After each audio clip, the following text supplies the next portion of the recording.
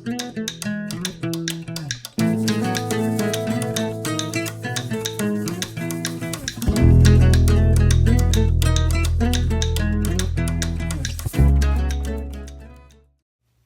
guys, Shelly here with the Gray Wren Nest. Before I get too much into this video, let me start you off with a funny. Wait, it's too fast! Hold on, don't let go! I can't do this!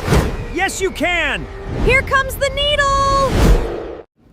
I created this AI mock-up of thread going through the embroidery machine to make you laugh, because sometimes threading embroidery machines can be overwhelming.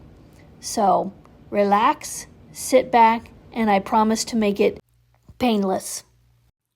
So I thought I'd take a moment and show you how I switch my threads out. It's very easy. So I picked the spool that I no longer need to use, and I just kind of unwind it gently and lay it down right there. Then I take the spool that I want to use and I put it in place. And then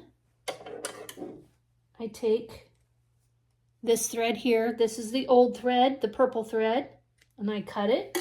Seeing it's still attached in the machine. Then I take my new thread and I just knot it. 1, 2, and see it's not moving.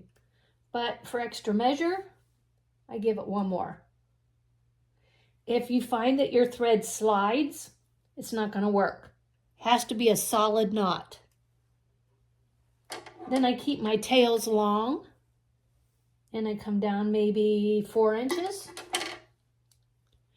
Then I go to the front of my machine. So this is needle number 9, so I get needle number 9's thread down here at the bottom. And I pull. And as I pull, it's going to start from the top, and I'll show you as it comes down through. Right now it's going up through the very top, and once it gets here, there it is. Can you see it right there?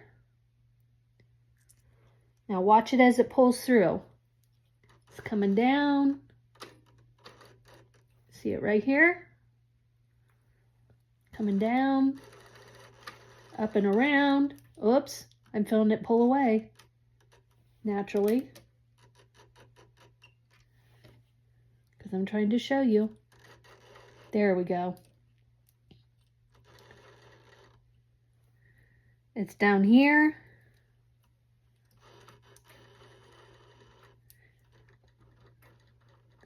It's right here. It's coming down. And if I would happen to feel it pulling away, then I would grab the thread here and take it on down rather than losing it altogether. Because that does happen, but not very often. So it's coming down. And I just pull it down to the needle.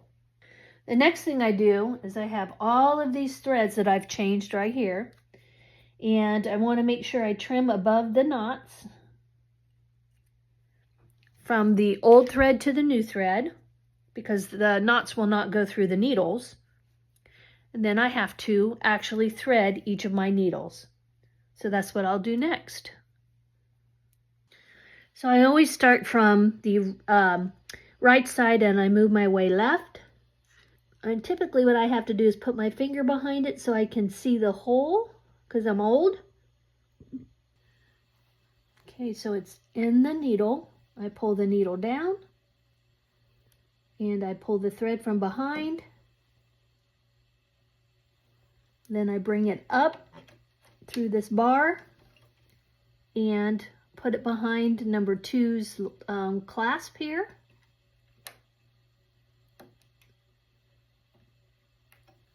And just hang it over the edge.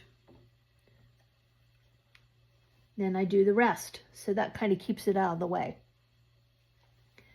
I go on to the next needle.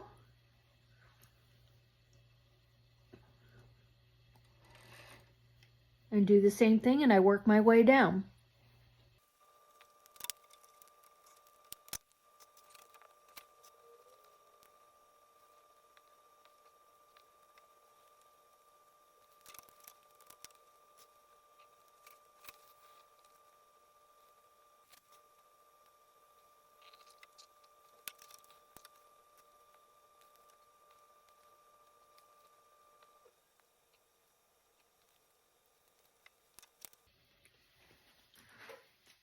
Now these are all of my threads that I just threaded.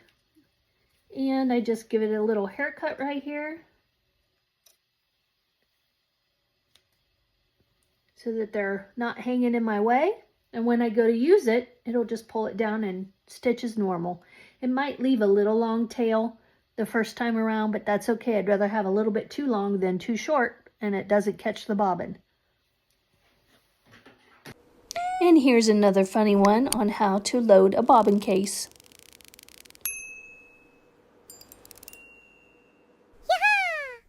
Grab the bobbin by the little clasp here. The magnetic side of the bobbin goes in like this, so you can't put it in wrong. You bring this up through the slot, down through the clamp, and then you turn it to face you, and you twist it around the pigtail twice, and then you just give it a little trim right here. Next, I reached under here and put my bobbin back in. It's way over to this side. And I listened for the little click. That's the key. It has to click in. I hope you found some of these segments from previous videos helpful. Don't forget to like and subscribe, and I'll continue to post.